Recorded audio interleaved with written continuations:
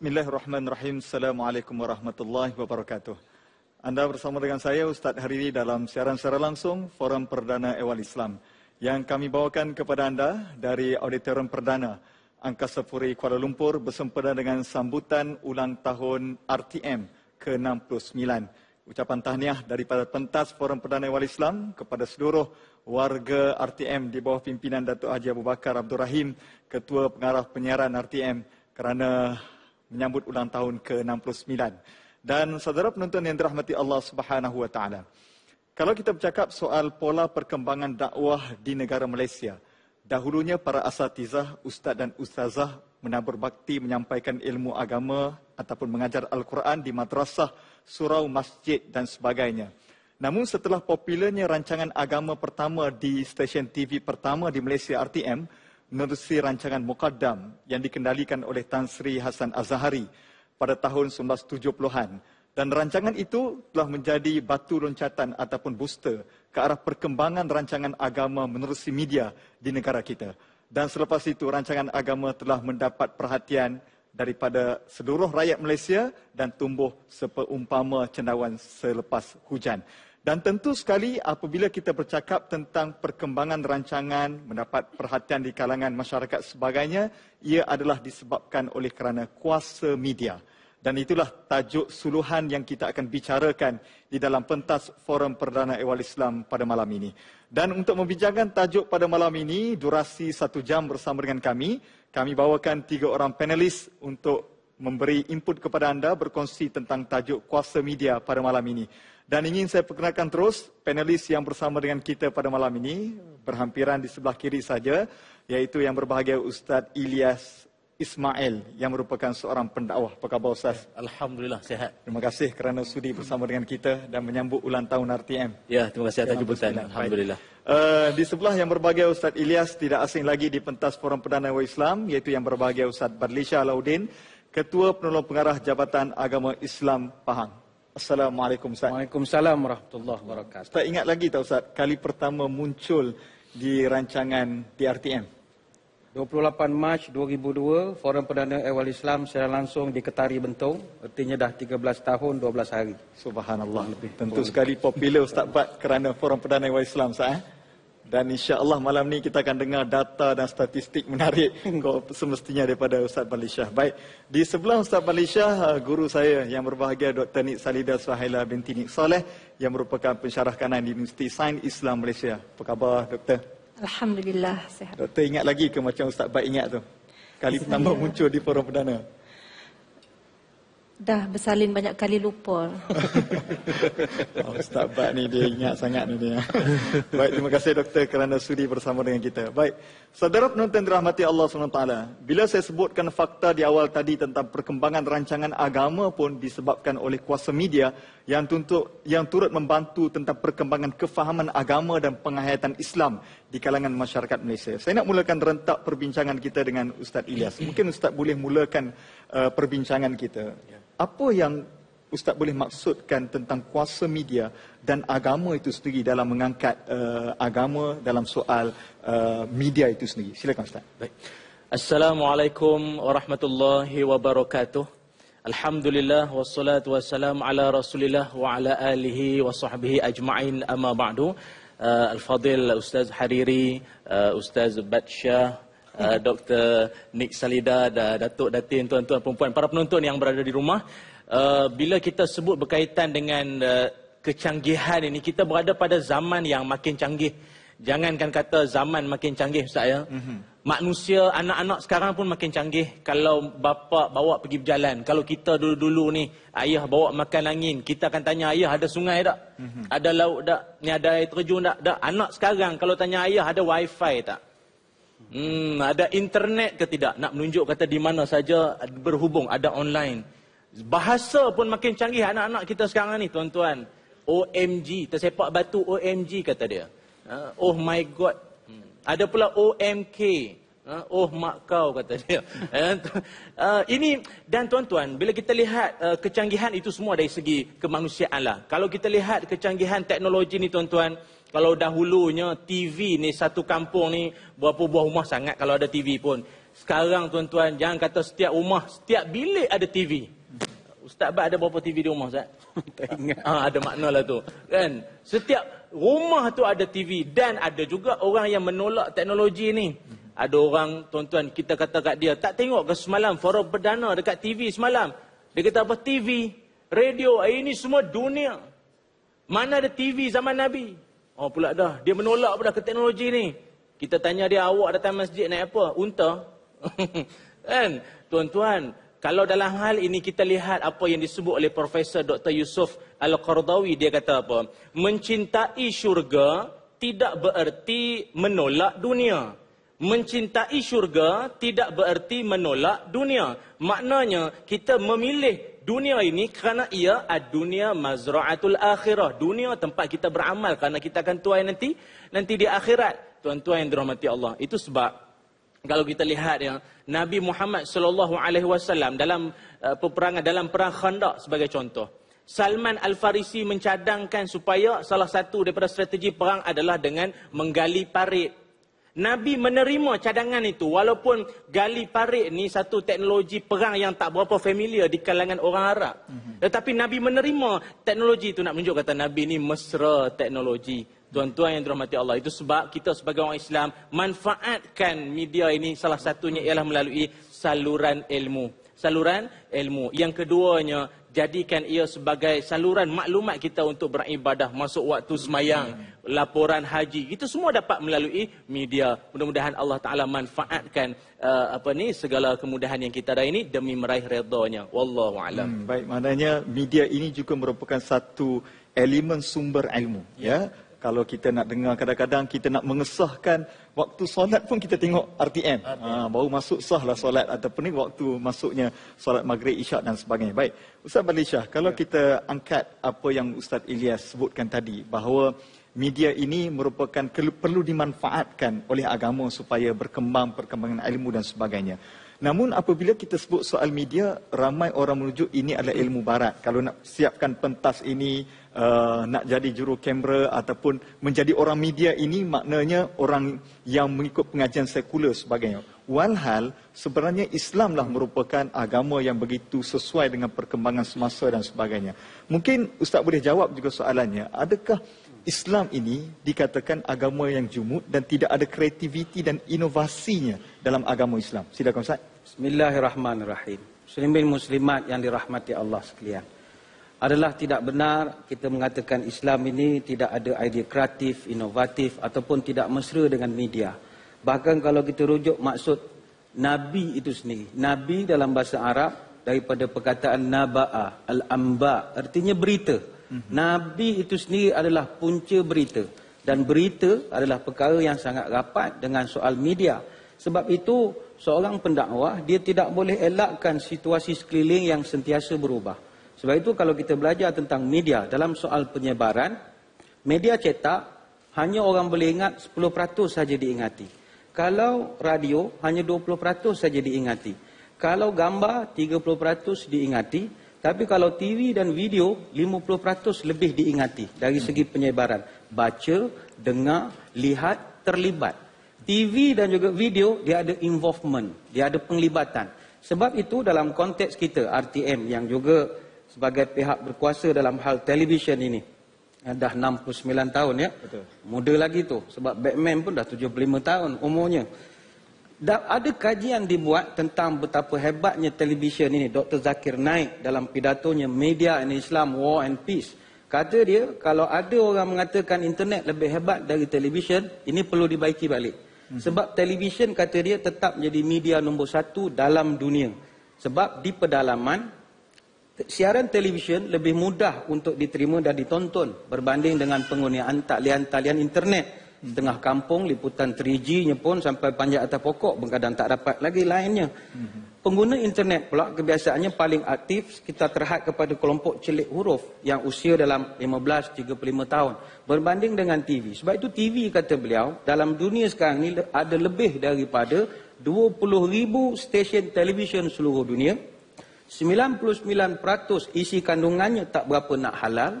Ada 5 bilion manusia yang menonton televisyen. dan lebih 80% daripada populasi dunia ini boleh dicapai dengan televisyen. Sebab itu, pelaburan dalam bidang televisyen mencecah 400 bilion US dollar. Di Amerika Syarikat saja, mereka ada 1,673 stesen televisyen, 83 daripadanya adalah stesen keagamaan yang majoritinya agama Kristian. Sebab itu, kalau kita sebagai pendakwah tak nak manfaatkan ini, maka kita akan kerugian. Justru itulah ulama-ulama dahulu sangat manfaatkan media dalam penyebaran dakwah mereka. Wallahu a'lam. Apabila Ustaz Bat sebutkan tadi, kita perlu memanfaatkan. Saya teringat dengan Profesor Dr. Yusuf Qardawi juga, hampir setiap minggu dia akan muncul di dalam Al Jazeera, di dalam rancangan Syariah wal Hayah. Dan itu merupakan satu komitmen berterusan supaya dapat menyampaikan ilmu terus kepada masyarakat kerana kuasa media itu tadi. Kalau kita boleh lanjutkan perbincangan Dr. Ni dengan apa yang Ustaz Bat sebut tadi, dengan statistik yang disebutkan. Maknanya media ini membantu perkembangan agama dan unsur inovasi dan kreativiti yang ada dalam media ini juga boleh mencambahkan perkembangan agama. Namun ada sempadan pagar syariatnya dalam kita berinovasi dan kreativiti. Mungkin doktor boleh bantu dalam soal itu. Bismillahirrahmanirrahim. Assalamualaikum warahmatullahi ta'ala wabarakatuh. Terima kasih pengerusi, rakan panel, tuan-puan yang dirahmati Allah sekalian. Ya, secara mudahnya kalau kita menyebut kreativiti, ia bermakna kita mencipta sesuatu yang belum pernah ada. Ya, tetapi inovasinya pula kita menambah baik sesuatu yang telah ada, tetapi kita buat dia lebih sempurna supaya dari segi kepenggunaannya, supaya dari segi mencapai objektifnya itu lebih baik. Ya, jadi berasaskan kepada dua keadaan ini. Ya, di Eropah sebagai contoh, pada tahun 2009 telah mengisytiharkan negara-negara Eropah sebagai pada ketika itu 2009 tahun kreativiti dan inovasi, kerana mereka percaya bahawa kreativiti dan inovasi inilah yang akan membantu mereka membawa Eropah sebagai pemimpin dunia. Ya, dan ini dapat kita lihat ikutannya apabila kerajaan Malaysia turut juga mengisytiharkan pada tahun 2010, setahun selepas Eropah mengisytiharkan negara mereka sebagai tahun kreativiti inovasi 2009, maka Malaysia mengambil inisiatif yang sama pada tahun 2010. Ya, dan ini kita lihat ada kepentingannya. Sebab itulah untuk menjadi leader kepada dunia, kita tidak boleh lari daripada rekayasa kepada sesuatu yang sedia ada ke arah yang lebih baik, tetapi melihat kepada sempadan agama. Ini yang kita nak melihat semula konsep kreativiti dan inovasi pengerusi. Ya. Sebab bila kita sebut sebagai the creator ataupun al-khaliq dalam agama kita, ia merujuk hanya kepada Allah Subhanahu wa Ta'ala. Jadi persoalan timbul, adakah manusia tidak boleh mencipta? Ya, tetapi bila kita melihat dengan kuasa ciptaan Allah, itulah Allah mencipta manusia lengkap dengan pakej boleh berfikir, mempunyai akal, yang akhirnya dengan ilmu itu mereka boleh mencipta sesuatu. Maka kita lihat di sini perbezaan antara konsep kreativiti dan inovasi barat dan juga agama kita ini, mereka berbeza dari segi sumber ilmu. Ya, jadi tidak dapat kita nafikan bahawa sumber kreativiti dan inovasi di dalam agama Islam ini adalah daripada Allah Subhanahu wa Ta'ala, tetapi di barat sumbernya tidak ada yang menjadi sandaran. Sebab itu ada seorang pakar dalam bidang kreativiti inovasi ini, David Gerner, ya, pada tahun 2012 merakamkan kata-kata bahawa sekiranya ilmu dan ciptaan ini hendak dicemerlangkan, jangan sandarkan kepada mana-mana pegangan. Jadi di sini kita lihat bahawa kita melihat perspektif agama dalam kreativiti dan inovasi ini, kita ada sandarannya. Wallahu a'lam. Baik, maknanya orang media bebas untuk berkreativiti dan inovasi,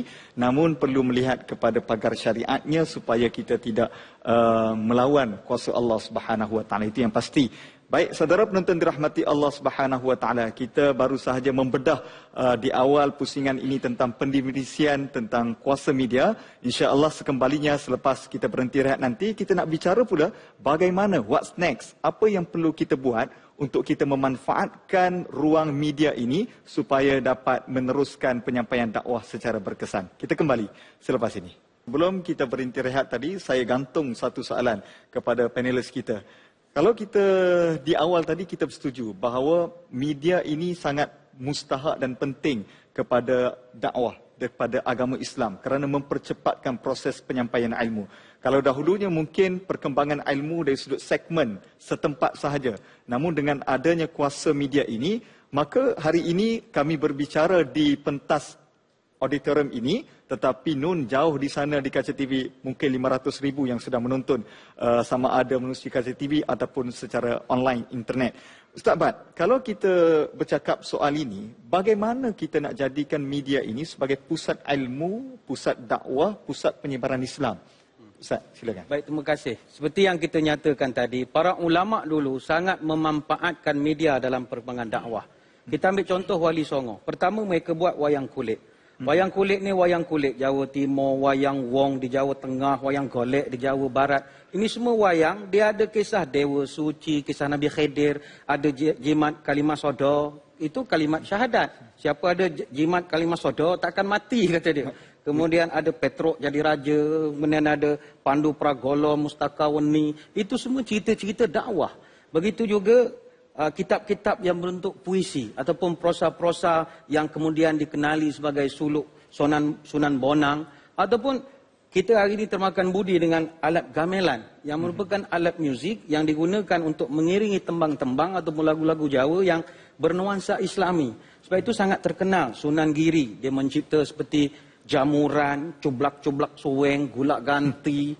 Begitu juga dengan Sunan Kalijogo, dayang wayang kulit yang paling handal, pencipta lir ilir, pencipta lagu gundul-gundul pacul, gundul-gundul pacocol, gembelengan, nyungi-nyungi wakul-kul. Dia menyanyi, dia bermedianya cara dengan masyarakat. Dan akhirnya begitu berjayanya dakwah mereka, akhirnya Islam berkembang di tanah Jawa. Sebab itu kita ambil manfaat. Saya ambil contoh dalam konteks kita sekarang, internet. Penyebaran, kemajuan dan perkembangan teknologi internet telah berlaku dalam tempoh yang sangat luar biasa berbanding dengan mana-mana teknologi komunikasi yang lain. Teknologi internet dah digunakan oleh 1/4 penduduk di Amerika Syarikat hanya selepas 7 tahun diperkenalkan. Bayangkan, bandingkan dengan teknologi lain. Telefon bimbit 13 tahun baru popular. Kalau kita ambil lagi komputer, 16 tahun baru digunakan selepas diperkenalkan. Radio, 22 tahun selepas dicipta baru disebarkan. Televisyen, 26 tahun ambil masa untuk disebarkan. Telefon, 35 tahun. Elektrik, 46 tahun. Kereta, 55 tahun. Tapi internet, 7 tahun saja.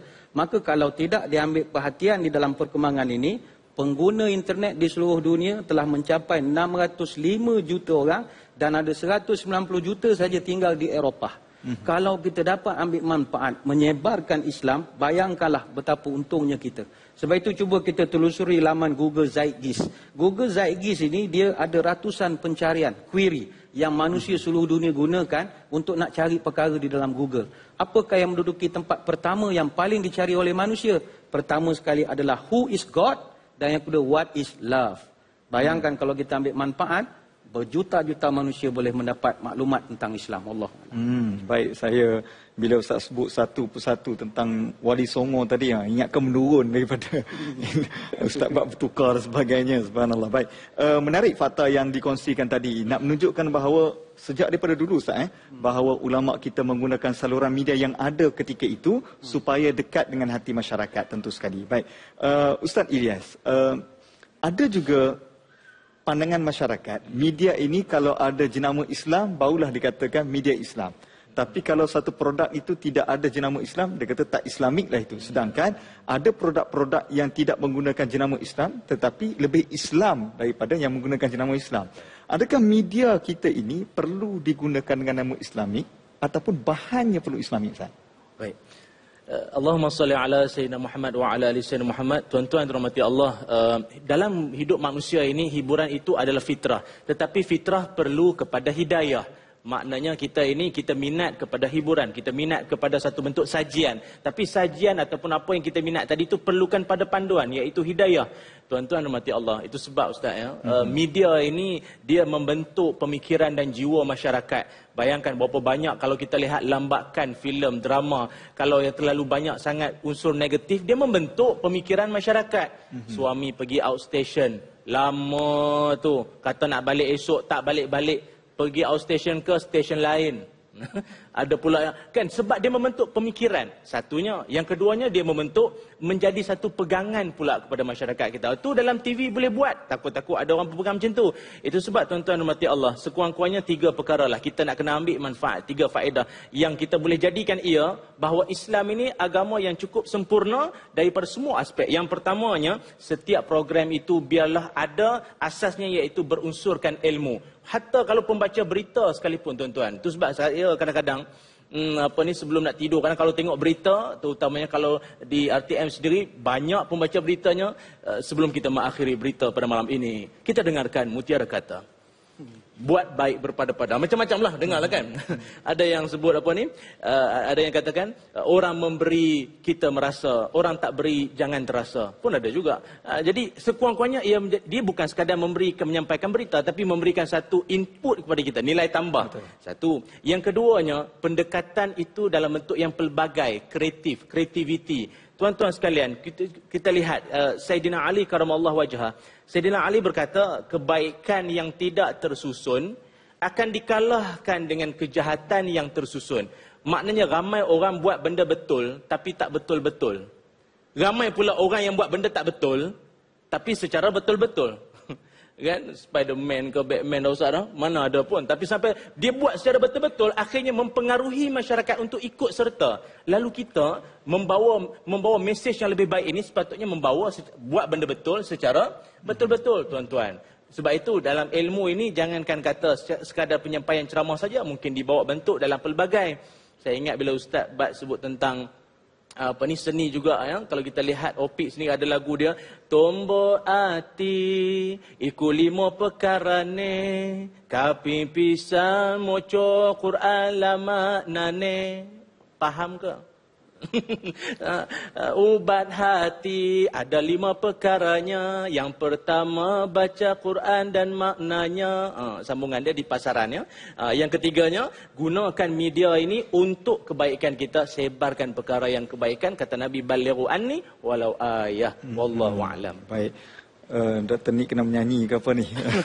Dah 2 panelis kita menyanyi lagu Jawa kan. Baik, bila kita sebutkan tadi maknanya apa jua rancangan mesti kena ada asas ilmu, Ustaz. Bila ada ilmu, sebagaimana Ustaz sebutkan tadi, pembaca berita pun dia merupakan seorang da'i, pendakwah juga. Selepas dia membaca berita, dia memberi satu pesanan dan diingati. Saya cukup tertarik dengan pembaca-pembaca berita di RTM ni, dia hujungnya memberi pesanan kepada masyarakat. Sebab itu orang tengok berita di tempat lain, dia nak sahkan juga dengan RTM. Sebab dia kata paling berautoriti lah. Baik, Dr. Nick Salida, kalau bila sebutkan soal program-program ini, kebanyakan pencetus kepada program ini, kalau kita tengoklah dokumentari ke sebagainya daripada sumber barat. Mungkin orang Islam perlu menjadi pelopor perintis kepada rancangan-rancangan baik ini. Sebagai contoh, RTM buat Salam Baitullah. Kita relaskan bagaimana keadaan orang Islam tawaf dan sebagainya, dan dapat dirasai dan ditonton oleh semua lapisan masyarakat. Mungkin doktor boleh huraikan lagi bagaimana kita nak menjadikan orang Islam ni sebagai pelopor dan perintis kepada rancangan-rancangan yang baik, doktor. Terima kasih pengerusi. Jadi bila kita sebut tentang pencetus ataupun pereka, pencipta, kita teringat masa kecil-kecil dulu, Ustaz. Kalau sebut Thomas Edison, kita kata dia mencipta mentol. Kalau sebut Henry Ford, dia cipta apa, Ustaz? Kereta, sebab Ford belakang. Kemudian kalau kita sebut Alexander Graham Bell, kita ingat telefonnya. Kemudian bila disebut Bill Gates, hari ini kita lihat dunia cybernya. Tetapi hujung baru kita teringat Ibnu Al-Haytham.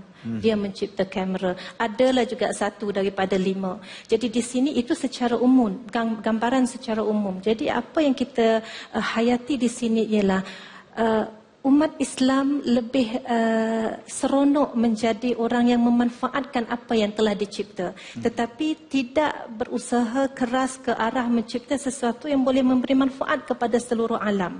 Jadi di sini ada beberapa keadaan mungkin yang boleh menjadi penyebab kepada kenapa kita tidak begitu akrab dengan penciptaan, termasuklah mencipta program-program TV dan sebagainya.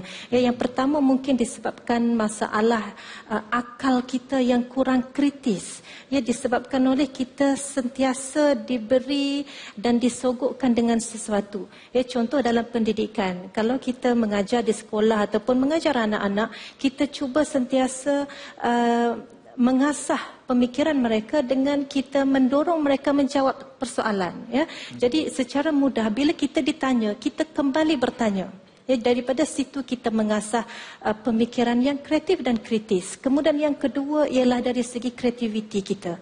Ya, apabila kita kurang berhujah, kita kurang pengalaman, kita kurang berimajinasi dan kita kurang melakukan kesilapan, kita sebenarnya jarang untuk mencipta sesuatu ke arah memanfaatkan diri kita kepada orang lain.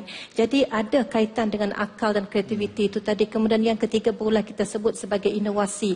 Dan kelemahan daya inovasi ini juga adalah disebabkan oleh kita kurang cinta kepada ilmu, mungkin begitu ya, tetapi perlu kepada detail kajian-kajian yang lain. Cuma yang kita boleh kaitkan di sini bila kita melihat di dalam tamadun Islam yang terdahulu kita ada Al-Khawarizminya, kita ada Al-Kindi, kita ada Al-Farabi, Ibn Sina, Al-Ghazali dan sebagainya. Mereka adalah antara kelompok pemikir-pemikir yang juga telah mencipta sesuatu ke dalam dunia hari ini yang kita manfaatkan sehingga kepada hari ini. Dan bila kita menelusuri bagaimana corak pendidikan mereka di peringkat awal, di peringkat mereka kecil, mereka sebenarnya menyelami Al-Quran. Kerana di situ apa yang Allah sebut sebagai badi'us samawati wal ard, Allah sebut kepada kita lagi wa idza qada amran fa innama yaqulu lahu kun fayakun. Kita lihat ada perkara yang Allah cipta, tetapi ada perkara yang Allah bagi kita ilmu supaya kita cipta. Jadi kerana itu mungkin dia boleh mendorong kita ke arah menjadi lebih kreatif. Wallahu alam. Maknanya umat Islam harus menguasai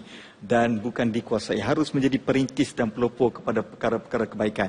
Saya teringat bila kita sebut soal fenomena media ini memberi kesan kepada masyarakat. Kalau pada tahun 2002-2003 di negara Arab ada satu rancangan Superstar yang diadaptasi daripada rancangan American Idol. Akhirnya orang Arab begitu panik dan akhirnya rancangan itu mendapat 50 juta di finalisnya, dikeluarkan oleh Lebanon Broadcasting Corporation. Wahara ataupun masyarakat menjadi tergila-gila kepada rancangan tersebut yang akhirnya mengangkat seorang penyanyi daripada Jordan menjadi pemenang pada rancangan itu. Tapi saya nak sebutkan bahawa bagaimana media boleh mempengaruhi fenomena kepada masyarakat. Begitu besar kuasa media yang diberikan kepada masyarakat. Baik, saudara penonton yang dirahmati Allah Subhanahu Wa Taala, kita akan berehat sekali lagi dan kita akan kembali selepas ini. Kembali bergabung di Forum Perdana Ehwal Islam, kami bawakan secara langsung dari Auditorium Perdana Angkasa Puri Kuala Lumpur bersempena dengan sambutan ulang tahun RTM ke-69. Saya sementara menantikan kembalinya kita bersiaran kembali, saya melihat di laman Facebook Forum Perdana Ehwal Islam, setelah penerbit kita masukkan input seawal rancangan ini, ada beberapa komentar dan juga soalan yang boleh kita kongsikan bersama. Maklumlah bila kita sebut media ini, tidak terlepas juga untuk bercakap soal media sosial. Mungkin Dr. Nick boleh sambut satu soalan daripada penanya kita ini, daripada Muhammad Azmi, yang bertanyakan, media sosial ini juga merupakan suatu fenomena yang berlaku pada sekarang ini. Namun seolah-olah tidak boleh dikawal adab ketika mana bermedia sosial ini. Kalau nampak juruh je orang Kelantan kata. Tetapi bila di keyboard menjadi keyboard warrior sebagainya. Mungkin doktor boleh beri panduan kepada kita. Apa adab dan akhlak dalam soal bermedia sosial ini, doktor? Terima kasih pengerusi. Saya tahu dan saya pasti tuan-tuan perempuan yang dirahmati Allah sekalian juga maklum dengan fenomena media sosial hari ini yang akhirnya sudah pun menjadi ataupun menjadi penyebab kepada nahas yang berlaku baru-baru ini, Ustaz, ya, sehingga kehilangan nyawa anak dan sebagainya disebabkan oleh ralit ataupun keasyikan kita sebagai seorang ibu juga sebenarnya dalam kita memanfaatkan media-media begini. Jadi saya kembali kepada persoalan, apabila kita melihat konteks kita bersosial, ia tidak boleh lari daripada silaturahim sebenarnya. Tujuan kita bersosial sama ada secara langsung ataupun secara tidak langsung di alam nyata ataupun di alam maya sekalipun, ia adalah kembali kepada konsep kita bersilaturahim. Jadi tujuan kita bersilaturahim ini yang pertamanya tidak boleh lari dengan kita nak menghormati, memuliakan orang. Kemudian yang keduanya ialah kita nak saling bertanya khabar. Kita nak berziarah, tapi nak berziarah orang di alam maya ni, kita maknanya kita menegur, ya, secara kita komen ataupun bertanya khabar dengan kita komen di status dan sebagainya. Juga kita mengucapkan selamat, kita mengambil peduli, ya, dan juga kita sentiasa dalam keadaan bersedia untuk membantu. Jadi perkara-perkara yang asas ini apabila kita bersilaturahim, ia sepatutnya diguna pakai juga, walaupun cara silaturahim kita itu melalui media sosial. Dan dia kembali juga kepada adab berbicara. Saya fikir mungkin sebelum nahas-nahas yang lain berlaku, ya, yang boleh memburukkan lagi keadaan kita membawa satu perundangan di dalam kehidupan kita, iaitu lebih baik contohnya kita bagi satu undang-undang ataupun batas dan had kepada diri kita bila masa kita boleh menggunakan gadget-gadget untuk mendapatkan maklumat ataupun mempunyai komunikasi di media sosial. Kalau tidak, kita takut sekiranya gadget-gadget ini yang sepatutnya menjadi sesuatu yang positif kepada kita, akhirnya dia boleh memburukkan lagi keadaan. Jadi antara adab berbicara, adab bersosial ataupun berkomunikasi di dalam media sosialnya ini, yang pertama sekali kita ambil bahawasanya kita bersosial ini adalah untuk kebaikan. Kebaikan kita, kebaikan masyarakat, kebaikan keluarga, kebaikan agama. Jadi kalaulah untuk kebaikan, mustahil sebenarnya kita menjadi orang lain di media sosial tetapi menjadi orang lain di dunia nyata ini. Ya, sebab kita tengok ada gambar-gambar profil di media sosial, ada gambar tong sampah, ada gambar roundabout pun ada, Ustaz. Ya. Jadi kita pun keliru bila kita tahu orang sebenarnya di sebalik roundabout ini sebenarnya orang yang kadang-kadang kita tidak sangka-sangka. Jadi kekeliruan ini sebenarnya adalah datang apabila kita tidak mengetahui maksud bersosial itu sendiri. Wallahu a'lam. Tapi profil doktor memang original profil lah kan? Kalau macam Ustaz Bak ada Facebook ke Ustaz Bak? Saya tak ada. Takut letak gambar penyanyi Korea. Baik, terima kasih doktor. Saya nak sambut lagi satu soalan daripada rakan kita di media sosial di Facebook ini. Anda boleh klik like di fanpage kami Forum Perdana Islam, dan anda boleh tumpahkan soalan, komentar sebagainya. Jangan lupa hashtag Forum Perdana supaya kami boleh lihat komentar dan tambah baik kepada program ini. Baik, ada satu lagi soalan daripada Siti Nuraini. Mungkin Ustaz Ilyas boleh sambut. Dia bertanyakan tentang soal di media sosial ni pelbagai berita yang kita jumpa. Kadang-kadang kita tak tahu daripada mana berita ini sampai. Jadi mungkin ada garis pandunya bagaimana kita nak memilih berita yang tepat dan betul supaya kita tidak pula menyampai berita yang salah tadi. Ya, baik. Tuan-tuan dan puan dirahmati Allah, bila kita sebut tentang media ini, jangan kata media arus perdana, media sosial dan sebagainya ini, kita lihat orang kita ini lebih terdorong ke arah 3 perkara. SGM, iaitu seks, gosip, mistik. 3 benda ini orang cukup minat. Ada benda apa-apa, unsur 3 ini orang cukup minat. Dia ada seks, ada gosip, ada mistik, tuan-tuan. Bayangkan ya. Kalau kalau sembang-sembang antara kita pun, ialah kalau dah terlalu banyak sangat 3 unsur ini, dia sampai kalau bersembang pun hal tu juga. Kalau bawa motor tengah-tengah malam, dia shift malam, balik pun tengah malam, tiba-tiba ada melintah benda putih, hush. Takut dia sampai tak tahu nak baca apa. Allahumma barik lana pun bolehlah. Tuan-tuan yang dirahmati Allah, itu sebab 3 prinsip saya rasa kena ada bagi orang yang dalam usaha kita ni berdepan dengan media ni. Yang pertamanya ialah memilih maklumat ataupun perkara yang kita dapat ini dengan redha Allah. Kalau kita lihat dalam Al-Quran surah Al-Alaq ayat 1 hingga 2, Allah Taala berfirman, Iqra bismi rabbikal ladzi khalaq. Baca yang macam mana ni? Apa yang perlu dibaca? Bismi rabbika. Maknanya bacalah sesuatu yang apa kita kata dengan nama Allah. Maknanya sesuatu yang mendapat keredaan Allah Subhanahu wa taala. Itulah maknanya yang Allah redha, apa yang patut kita baca tu. Jadi tuan-tuan bayangkanlah yang kita ni di Facebook ni macam-macam ya. Gambar TOS limau sampai 70 like. Yang best tu yang dia punya komen tu, sedapnya kat ni leh lanja tak? Allah tuan-tuan, orang bertakwa, orang beriman ni Ustaz. Ya, tuan-tuan sekalian, kalau kita lihat dalam Al-Quran ya, Allah Taala banyak menyebut tentang sifat orang beriman ini, dia tidak mengambil perkara-perkara yang lara, benda-benda yang sia-sia. Itu yang pertama. Yang keduanya, bertakwalah kepada Allah di saat memilih maklumat dan di saat nak menyampaikan balik maklumat itu. Kita ini banyak istilah sekarang dia print screen, kemudian dia forward balik. Padahal bukan daripada dia pun dapat daripada mana, kemudian dia ejak-ejak sikit, dia edit-edit sikit, dia forward pada orang lain. Tuan-tuan, Nabi Muhammad SAW, baginda Nabi bersabda dalam hadis riwayat Hakim, kata Nabi, kafa bil mar'i minal kadhib ayuhaddits bi kulli ma sami'a, atau kama qala Rasulullah SAW. Kata Nabi, cukuplah dipanggil atau digelarkan juga orang ini dikatakan sebagai seorang penipu sekiranya dia menyampaikan semua yang dia dengar. Kata Imam An-Nawawi, nak menunjukkan kata apa? Sebab apa yang kita dengar ini tak semuanya betul, ada yang salah. Tapi kalau semua kita sampaikan, maknanya termasuk juga yang salah tadi. Kita juga dikira penipu. Yang ketiganya, bersihkanlah hati di saat menggunakan teknologi. Ni Facebook ke apa, kilogram, semualah gram-gram yang ada tu, gunalah ke arah kebaikan. Nabi, dada Nabi dibelah, dibersihkan hati. Lepas tu menggunakan teknologi canggih, namanya burak. Maknanya hati bersih, baru guna teknologi canggih. Wallahu a'lam. Maknanya, saya ingat satu perkara yang paling mustahak adalah pilih berita yang berautoriti, daripada sumber autoriti. Sebab itu hari ini atas desakan media baru ini, RTM juga keluarkan melalui mobile, boleh tengok di handphone dan sebagainya. Satu perkara lagi, apabila kita sebut soal media ini, penyampaian berita sebagainya, Ustaz Bat, ada satu perkataan yang kita pun baru kenal tentang viral. Apa saja yang diterima, dia suka viralkan. Tambah yang sensasi-sensasi. Kalau ada kemalangan, dia tak pergi tolong, dia pergi record dulu. Sebab apa? Dia nak jadi first in scene, first in screen. Mungkin Ustaz Bat boleh komen sedikit. Terima kasih. Viral ni an electronic form of word of mouth communication, ataupun promosi dari mulut ke mulut dalam format elektronik. Itu viral. Perkara ini hampir tidak dapat kita elakkan. Apa sebab? Sebab budaya menyampaikan ini adalah memang menjadi satu perangai manusia.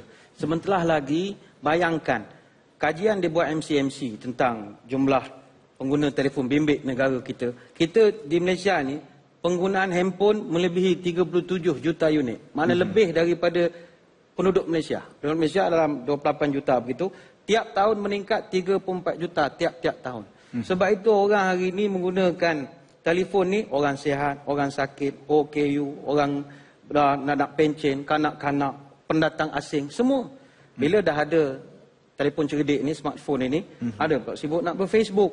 Kadang makcik-makcik baru pencen. Ada satu kes saya dapat dengar cerita, dia pergi ke bank nak buka akaun. Orang tu tanya, makcik nak buka akaun apa? Nak buka akaun Facebook katanya. Kesian betul makcik. Tu kena main dengan kawan dia tu lah. Selangor paling tinggi, 21.1% rakyat Selangor pakai telefon. Jadi bila dah terlampau, gadget ni terlampau banyak. Dan ada kajian yang ilmiah dibuat, paling mengejutkan, seramai 198,286 orang di Malaysia guna 5 handphone satu masa. 5. Amda diguna sampai 5 tu, la ilaha illallah. Dalam kereta satu, dalam laci pejabat satu. Bila benda itu dah banyak, mau tak viral. Bila satu orang sudah memiliki lebih daripada 1, 2, 3 gadget-gadget komunikasi ini, dan sampai satu kajian dibuat 84% wanita, dibuat kajian oleh ringcentral.com, menganggap handphone mereka lebih seksi daripada suami mereka. Wah, ini sudah berbahaya betul. Jadi budaya viral ini dah hampir tak dapat dielakkan. Tapi kita ingin mengambil peluang untuk nak membetulkan. Pertama, nak sampaikan berita, jangan sampaikan berita yang kita tak tahu hujung pangkalnya. Tengoklah saluran rasmi yang ada. Yang kedua, jangan sampai berita yang kita sebarkan itu mengaibkan orang. Sebab itu bila berita ini, kita jaga dua perkara. Jangan sebarkan benda yang kita tak tahu. Dan jangan kita sampai mengaibkan berita hasil daripada penyebaran kita itu. Maka inilah orang-orang yang beruntung. Sebab itu Nabi kita pernah menyebut bahawa antara orang yang beruntung di dunia ini, dia sibuk kaji aib dia berbanding fikir tentang aib orang. Wallahualam. Baik, Alhamdulillah, saya ingat satu coding yang begitu menarik. Kita jangan sebar perkara yang tidak pasti, jangan sebar yang membuka aib orang lain. Baik saudara, kita akan berehat sekali lagi, kita kembali selepas ini. Alhamdulillah, kita sudah tiba di penghujung rancangan. Baik, kita nak simpulkan perbincangan kita. Mungkin Ustaz Bat boleh simpulkan apa yang boleh kita belajar dalam tajuk kita ini. Muslimin muslimat yang dirahmati Allah sekalian. 16 April 1979, majalah Time pernah keluarkan satu artikel tentang media. Dalam tulisan mereka, dalam tempoh 150 tahun, sejak daripada tahun 1800 sampai 1950, lebih 60,000 naskah buku yang ditulis di seluruh dunia khusus untuk nak menyerang Islam. Dan lebih daripada sebuah buku sehari ditulis untuk nak memburukkan peribadi Rasulullah sallallahu alaihi wasallam. Ayolah kita semua orang Islam buatlah sesuatu. Manfaatkan kuasa media. Bayangkan Nabi Musa dengan kekurangan beliau dalam menyampaikan ceramah, tetapi tongkat itulah menjadi medium dan media untuk beliau berdakwah kepada Firaun dan anggota-anggotanya. Ayo kita jadi orang media. Jadilah pendekar terbilang. Dada beriman, akal sempurna. Janji diikat, sumpah dijaga. Menjalankan kerja, hati pun rela. Memikul beban, bermanis poka. Negara dibina, rakyat dipelihara. Bekerja keras sehabis daya demi agama kita. Wallahualam. Alhamdulillah, saya nak bagi kedua-dua tapi masa tidak mencukupi. Saya kesimpulan tadi mewakili ketiga-tiga panelis kita lah. Saudara penonton yang dirahmati Allah SWT, banyak yang kita belajar tentang kuasa media tentu sekali dapat membantu perkembangan agama kita. InsyaAllah kita jumpa lagi saban Minggu, saban Khamis. InsyaAllah. Aku qauli hadza wa astaghfirullahalazim li wa lakum. Wassalamualaikum warahmatullahi wabarakatuh.